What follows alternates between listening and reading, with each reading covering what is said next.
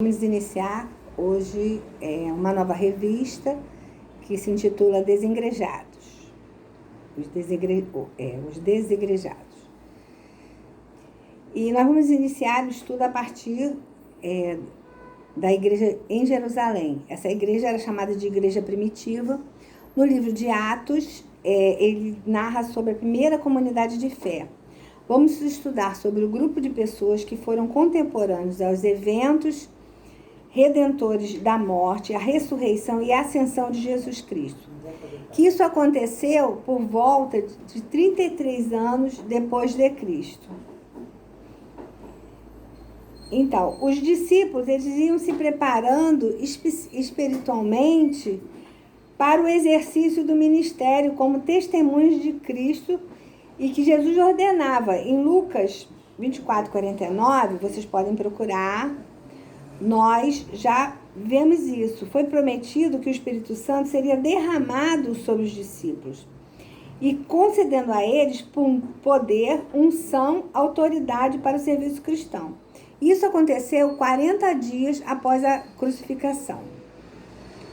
Os discípulos, eles obedeciam à ordem do mestre. Eles estavam em Jerusalém participando da reunião de oração do cenáculo. Isso a gente lê em Atos 1, de 12 a 14. Os discípulos, eles começavam a falar em outras línguas.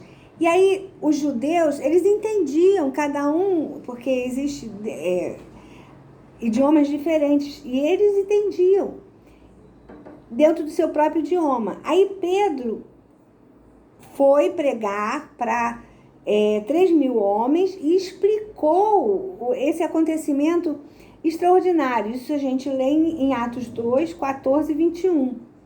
Né? Aonde, de 14 a 21, onde ele prega o evangelho, ele anuncia Jesus Cristo e 3.000 homens se convertem, isso sem incluir as mulheres e também as crianças, né? E daí começaram então, através do batismo dessas pessoas, passaram a viver como uma comunidade de fé, marcando o início da igreja primitiva. Se não houvesse o derramamento do Espírito Santo, não haveria igreja. E os milagres que são narrados em Atos confirmam que tudo que aconteceu naqueles dias era de acordo com a vontade de Deus e pela operação da graça dele. Então, a igreja ela não pode ser vista como um empreendimento humano, né? Ela é resultado, né, e muitas vezes vista, né, como só para atender necessidades relacionais, psicológicas e religiosas. Ela é resultado da vontade de Deus. Deus desejou isso para que houvesse o seu testemunho, né? E isso a gente lê em Mateus 16, 18.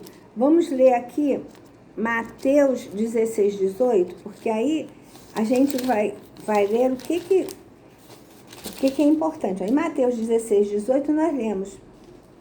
Mateus 16, 18. A gente lê. Também eu lhe digo a você, Pedro, e sobre esta pedra edificarei a minha igreja, e as portas do inferno não prevalecerão contra ela. Então, as portas do inferno não podem prevalecer contra a igreja. Apesar de, às vezes, né, na comunhão das pessoas, nas comunidades, ter contradições, ter problemas, a igreja é do Deus vivo. Ela é a coluna fundamental da verdade. Daí, jamais ela poderá ser derrotada nem destruída. Aí, então, vamos dividir agora, falando da igreja, primeiro com a palavra de Deus, depois nós vamos falar como a igreja dos relacionamentos e depois a igreja da salvação. Quando a gente fala da igreja, a palavra de Deus, a gente pensa, ela precisa existir. Por quê? Porque ali haverá a pregação, que vai ser a causa instrumental da fé e do arrependimento, né? Em Romanos 10, 17, nós lemos que a fé vem pelo ouvir e ouvir pela palavra de Deus. Nos reunimos em nome de Jesus para ouvir, estudar, meditar, aprender, praticar a palavra de Deus, não é? Nesse momento, apesar de não podermos nos congregar, né, de estarmos assim fisicamente unidos, mas precisamos estar unidos em só espírito. né? Precisamos estar assistindo os cultos, motivando os nossos irmãos que não estão vendo ou não vendo no mesmo momento. Eu acho importante, né? Essa união, essa ligação do Espírito, né?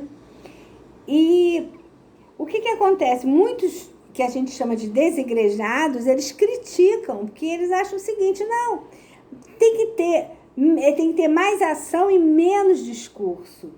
Na realidade, né, nós lemos, né, que em Atos 2,42, quando a gente lê Atos 2,42, vamos voltar aqui em Atos, a gente lê: e perseveraram na doutrina dos apóstolos, na comunhão, no partir do pão e nas orações.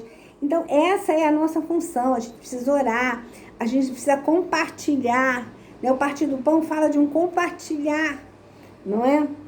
E o Lucas também declara que os crentes em Jerusalém perseveraram na doutrina dos apóstolos, deram importância à ministração da palavra de Deus. A igreja, vendo a igreja e os relacionamentos, que é o segundo item aqui, né? Focando sobre a igreja, o que a gente vê? Que a igreja, ela é uma eclésia, ela implica na reunião em assembleia, né? Onde se tem um assunto comum entre as pessoas. E nós já lemos, né, em Atos 2,42, que a comunhão é importante. A comunidade com um cuidado mútuo, isso é importante, né? Nós lemos em 2,46 que diariamente perseveraram unânimes no templo, partiam pão de casa em casa e tomavam as suas refeições com alegria e singeleza de coração. Quer dizer, é uma forma de expressar essa união, essa coletividade, quer dizer, não se fala em nenhum momento numa individualidade. E também a gente pode ver o seguinte, que a razão, né, dessa comunhão, do povo de Deus estar assim junto, está nas bases estruturais da fé cristã, na presença do Espírito Santo a partir da regeneração. Então, a razão disso já está no fato de Deus ser trino, Pai, Filho e Espírito Santo. Há uma harmonia nessa trindade. Precisamos viver os desdobramentos da presença do Espírito Santo na nossa vida, não é? O que seriam esses desdobramentos? A amizade, a parceria, a solidariedade, a gratidão.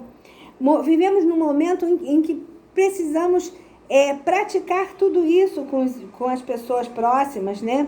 Agora, os desigrejados, portanto, erram quando dizem que podem ser seguidores de Cristo. Por quê? Porque eles não se juntam ao corpo de Cristo. Eles querem ficar separados, né? Não tem essa união. Nas cartas paulinas, nós também vimos, né, que a todo momento é falado numa coletividade, né? Fala nas igrejas de Roma, de Éfeso, Corinto e outras igrejas, né? Agora, o mais importante é ver a igreja como lugar de adoração. Essas palavras fundamentais que eu vou dizer para vocês: perseverança, comunhão e compromisso. Muitas vezes não temos o compromisso. E às vezes também não perseveramos, mas é importante, né? Por quê? Porque quando a gente lê em Atos 2,42, a gente lê que há perseverança na comunhão, não é? Tem que haver essa perseverança. Falamos em oração, em partir do pão, também nesse versículo, e já tivemos que celebrar a ceia, cada um em seu local, né, na sua casa. Muitas vezes temos uma pequena igreja, né, quer dizer, uma união ali dos familiares que formam uma igreja ali, né, porque é a união das pessoas. Mas mais importante é estarmos unidos em espírito, né? E há uma ênfase na coletividade, não se está falando de uma individualidade, né? Estamos cientes que nós podemos até ter momentos separados com Deus, de intimidade com Ele, mas que o mais importante é ver também a igreja aonde um local de salvação, né? Em Atos 2,47 a gente lê assim, olha: louvando a Deus e contando com a simpatia de todo o povo, enquanto isso o Senhor lhes acrescentava dia a dia os que iam sendo salvos. Então, A gente pensa assim, lemos que os salvos eram acrescentados, seria onde e em que? Na comunidade dos salvos. Então, em Cristo, o Cristo acrescentava à medida que ia sendo salvos. Quer dizer, não se tem ideia no Novo Testamento de viver de maneira solitária a espiritualidade, né, cristã.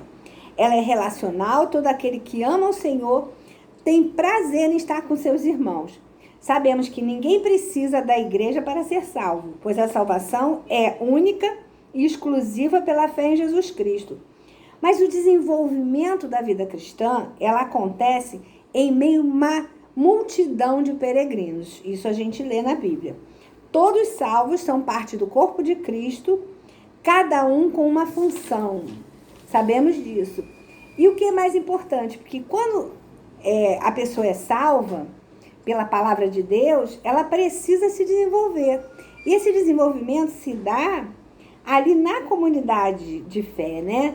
Ali ele cresce, ele amadurece. Não é diferente quando a gente pensa na criança, que a criança precisa ter um ambiente, quer dizer, a pessoa que logo que é salva, ela precisa ir crescendo no evangelho, ela precisa ir entendendo, ter um ambiente que favoreça, onde ela possa ser alimentada e cuidada, né? E o corpo de Cristo, os irmãos, eles vão acolher essa pessoa, né? Até que ela cresça, que ela pregue a palavra de Deus e que ela possa ganhar almas para Cristo. Eu vou fazer uma oração agora, terminando a nossa lição. Senhor Deus, eu te agradeço, Senhor, por estarmos mais uma vez na tua presença. E eu te peço, estejas com as pessoas que estão sofrendo nesse momento, com os enfermos, com os enlutados, Senhor. E eu te peço que tu nos dê uma direção para que nós possamos passar por tudo isso que está sendo permitido passar e possamos logo, logo estarmos juntos, te louvando em comunhão e te louvando congregados na tua igreja. Eu te agradeço por tudo, perdoa as minhas falhas, em nome de Jesus. Amém.